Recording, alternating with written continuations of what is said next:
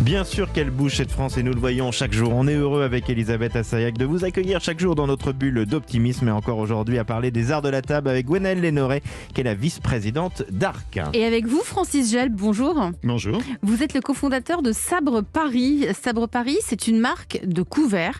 C'est bien simple, hein, vous êtes tombé dedans quand vous étiez petit. Voilà, mes parents avaient une orfèvrerie. Donc très classique, et surtout des pièces de forme, c'est-à-dire des plateaux, des seaux à champagne, des trucs dont on se sert tous les jours.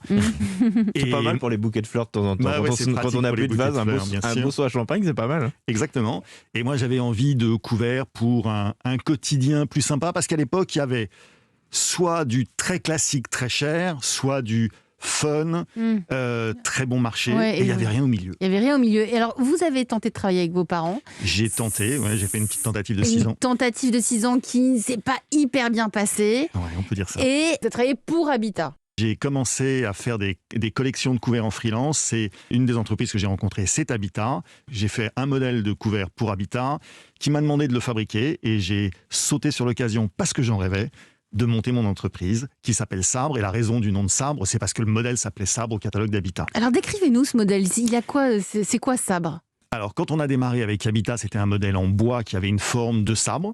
Avec les collections qu'on produisait pour Habitat, eh bien on a développé un nouveau procédé pour imprimer des manches. Et c'est les débuts de Sabre. C'est des manches imprimées en couleur et un motif emblématique qui est le Vichy, qu'on a toujours et qui se vend toujours aussi bien. Ce qui est marrant, c'est que tout n'a pas été simple, je crois, dans votre aventure. Dans votre profession, il y a un salon qui est capital, qu'on appelle le salon Maison et Objets, qui se tient à Paris, logiquement 2 fois par an quand il n'y a pas trop de Covid.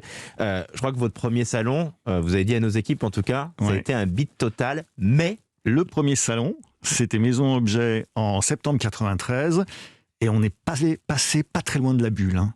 Vraiment pas très loin. On a fait rien sauf une commande en Turquie pour un grand magasin. Voilà, c'est à peu près tout ce qu'on a fait. J'étais sûr de mon coup. J'étais persuadé que malgré tout, la collection était bonne et qu'il fallait qu'on continue. On est allé exposer à Francfort.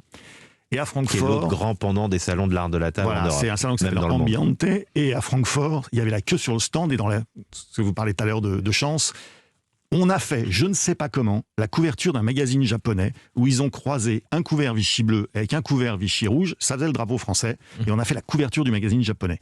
Et il y avait une queue d'Asiatiques sur notre stand, principalement des Japonais bien sûr, qui venaient commander ce qu'ils avaient vu sur le magazine. Et un client américain dans les Hamptons. Et comme on avait un goût très prononcé pour les États-Unis, on est allé faire le salon de New York la saison suivante.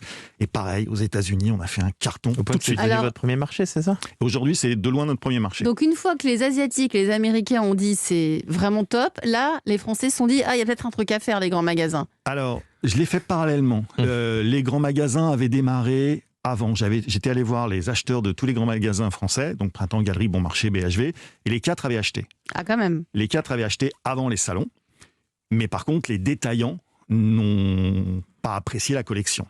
Et c'est assez intéressant parce qu'on est 29 ans plus tard et on a toujours une activité française qui est très faible. Aujourd'hui, la France, y compris nos boutiques, y compris les magasins, et y compris la vente en ligne, c'est 15% de notre chiffre. Mais comment vous l'expliquez ? Comment vous expliquez que vous n'arrivez pas à convaincre votre propre pays ? On arrive à convaincre les acteurs principaux, qui sont les grands magasins. Les grands magasins nous suivent, les détaillants. J'ai pas d'explication. On n'a jamais accroché dans le détail en France. Vous n'avez pas accroché, mais là, il y a eu les confinements là, depuis 2 ans, on est en crise sanitaire. Je crois que ça n'a pas arrêté pour vous. Alors Vous avez même... Travailler jour et nuit. En 2020, quand le 17 mars, toutes les entreprises s'arrêtent, on a juste mis un petit panneau sur le site, on reste ouvert. Et en fait, je suis resté avec ma femme, mon fils et une salariée qui voulait absolument pas confiner chez elle. Et on a bossé, on a vu les commandes arriver, ça rentrait. Mais qui commandait pendant le confinement ? Mais tous les gens qui étaient chez eux et qui avaient rien d'autre à faire et qui n'étaient pas très inquiets. Et c'était ce dont Gwenaëlle parlait tout à l'heure. Mais ça continue chez vous encore aujourd'hui ? Alors, en 2020, on a fait plus 15. Et en 2021, on a doublé la taille de l'entreprise. Et on voit là les partout dans le monde, du coup, en tout cas aux États-Unis. Parce que la France représentait un peu moins de 50% de notre chiffre, et là est descendu à 15%. Donc la France, le détail France a au contraire souffert pour nous, et l'export a explosé. Mais c'est quoi aujourd'hui le style Sabre par rapport au démarrage ? Alors par rapport au démarrage, Le style a quand même évolué. On était beaucoup plus couleur et le style a évolué avec l'âge des fondateurs, qui sont ma femme et moi. On avait 28 ans, on en a 57. On s'est un peu assagi, on est plus élégant, je pense. On est moins coloré, mais on est toujours différent. Ça, je crois que c'est ce qui est resté de Sabre.